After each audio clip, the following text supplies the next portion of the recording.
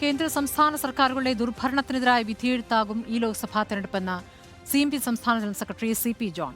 കിഫ്ബി കേമമാണെന്ന് പറയുന്നത് കള്ളമാണ്. കിഫ്ബി വഴി നടപ്പാക്കിയ പദ്ധതികൾ വാർഷിക പദ്ധതിയിലൂടെയും നടപ്പാക്കാമായിരുന്നെന്ന് CP ജോൺ റിപ്പോർട്ടറിനോട് പ്രതികരിച്ചു.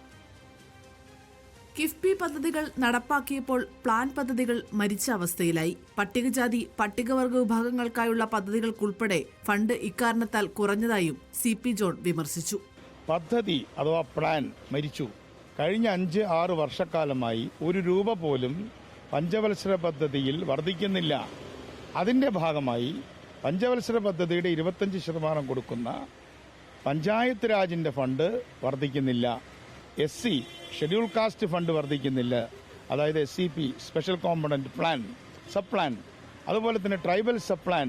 ഈ 3 കാര്യങ്ങളും പദ്ധതിയുടെ അടങ്കൽ വർദ്ധിക്കാത്തതിന്റെ ഫലമായി വർദ്ധിക്കുന്നില്ല എന്ന് മാത്രമല്ല കുറയുകയാണ് ചെയ്യുന്നത്. കരാറുകാർക്ക് വർഷാവർഷം പണം നൽകി എത്രയോ വലിയ പദ്ധതികൾ കേരളത്തിൽ നടപ്പാക്കിയിട്ടുണ്ട്. ഇപ്പോൾ തിരുവനന്തപുരത്തിന്റെ പ്ലാൻ, അതിൽ തന്നെ ആന്വിറ്റി പ്ലാനുകളുണ്ട്. ഇവിടെ വലിയ കരാറുകാർ പിടിച്ചിട്ട് വർഷാവർഷം പദ്ധതിയിൽ നിന്ന് കൊടുക്കുന്ന, വാർഷികമായി പണം കൊടുക്കുന്ന പദ്ധതികളുണ്ട്. എന്തെല്ലാം മാർഗങ്ങളുണ്ട്. അതൊക്കെ തൻ്റെ ഒരു സ്വപ്നം എന്നൊക്കെ പറഞ്ഞ ഈ കിഫ്ബി അത് കേമമാണെന്ന് പറയാനുള്ള ഒരു നുണയാണ്.